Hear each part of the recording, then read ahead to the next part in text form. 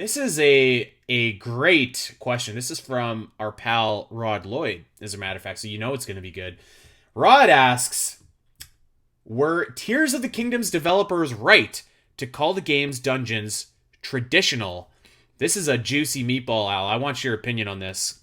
A juicy meatball. Uh, Traditional. I think when they were thinking traditional, they were like, this is an elemental type dungeon. Um, but I think that's where it ends. I mean, we've talked about the dungeons at length, and I think we've decided that it's a good mix between traditional, the Breath of the Wild style dungeons, and Hyrule Castle from Breath of the Wild. You know, there's a percentage Right. of each in each dungeon. I think the Wind Temple is probably the most Divine Beastish. I think that the No Fire way. Temple is probably the more traditional. Maybe the Lightning Temple too is a little bit more traditional. But again, it's taking on that thing of where you can go anywhere and do anything, to try and solve these puzzles. But at the same time, there's like pretty good puzzles that I feel like do kind of fit some of the traditional, especially in the Lightning Temple.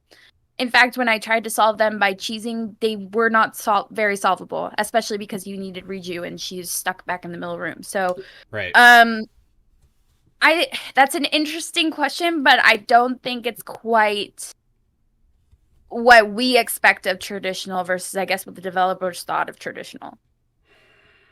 There there's some When I think really traditional dungeons, I think Ocarina of Time dungeons. right.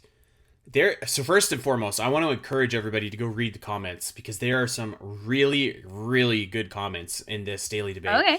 So here is my initial thought is that I believe that when I don't remember I think it was Aonuma said it, but like I believe that when he said that they were going to be like traditional dungeons, and I'm actually going to read a quote verbatim here in a second, but my initial interpretation of that was the visual design and not necessarily the actual like structure of the designs Hmm. themselves.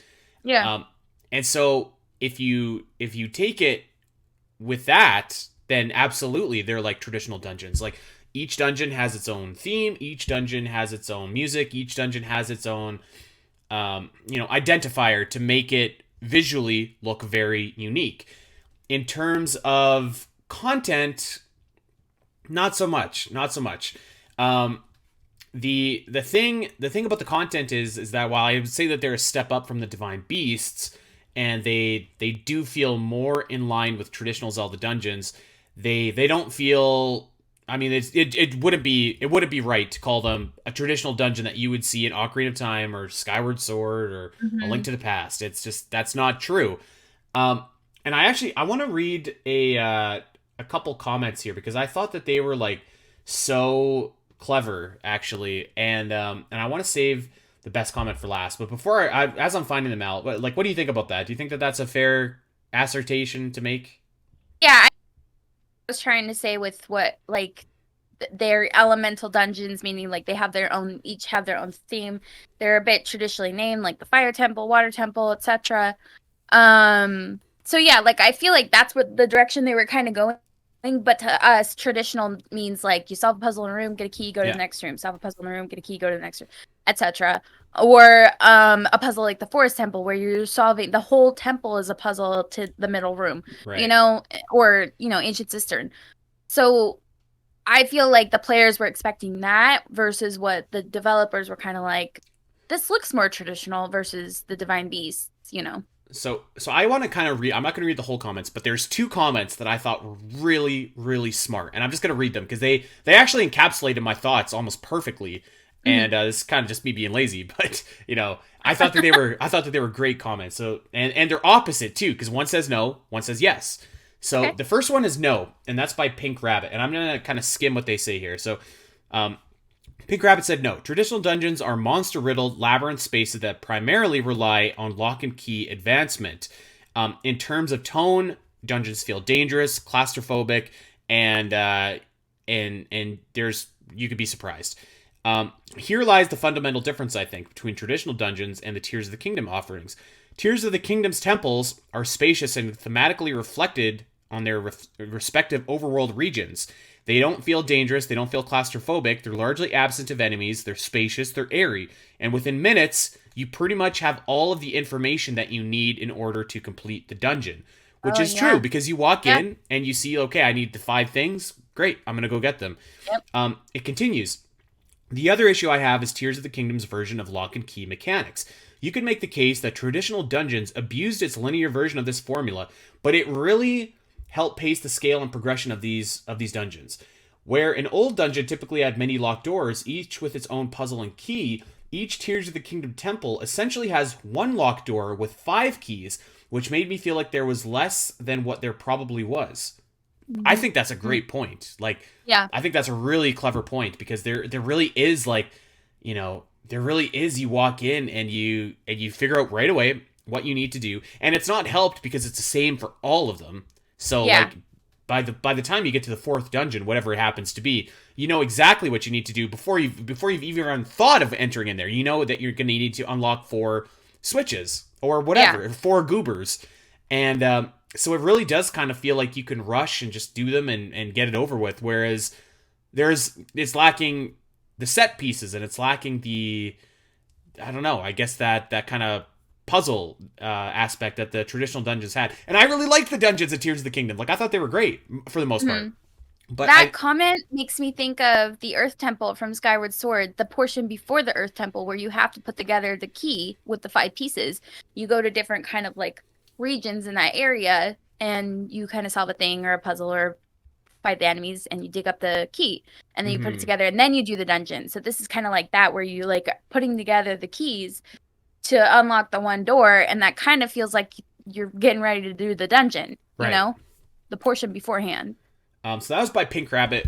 That was a great comment. But I think that there's another great comment as well from Connor Lawson, and I'm going to read this almost in full because I feel like, again, this is such a smart comment that really kind of, again, encapsulated the other side of what I thought, which kind of goes back to what I was saying. Like, when I heard that quote originally, in my mind, I kind of was thinking that Aonuma more so meant the visual aspect of it. And I think that that's Hmm. exactly what he did mean. So this is a quote from Connor, and he says, I think people are misrepresenting the quote, especially one that is taken from a translation. So Aonuma said that the dungeons are huge. Now, debatable in terms of content, but the size of the dungeons are definitely quite huge. I think Hmm. that's indisputable. Fire Right. Temple is massive, and Right. the Storm Arc is massive. Um, he said that each carry their own regional look and feel. Again, that's indisputable, as I kind of said at Right. the beginning here. There's no 2 dungeons of the game that look alike, and that's what he said.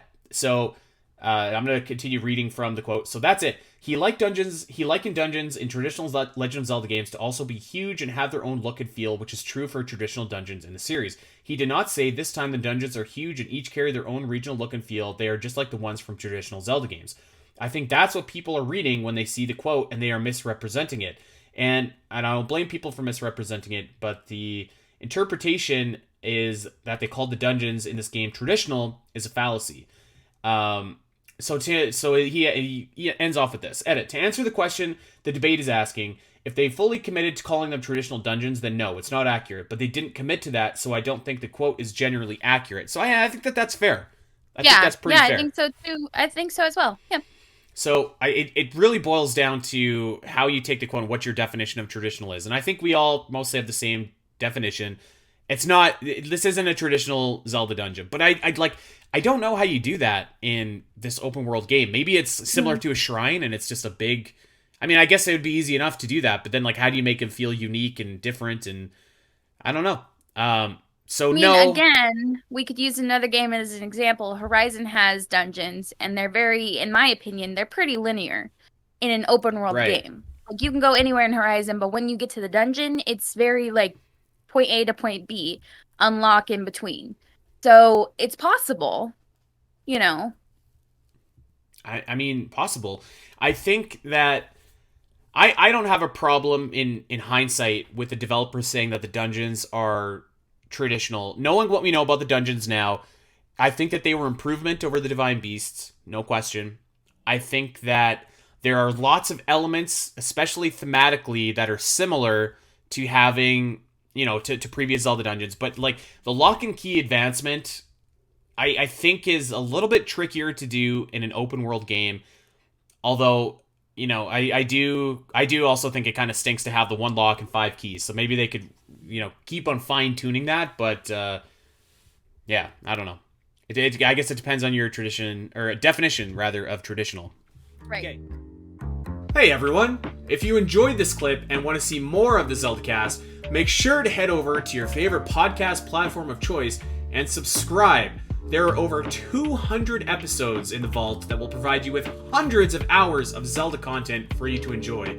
You can listen to us when you're on a walk, fighting Ganon, trying to sleep, whatever. And if you want to see these shows as they happen, make sure to head over to twitch.tv/the Zelda Cast, where you can watch our beautiful faces talk about Zelda every single week.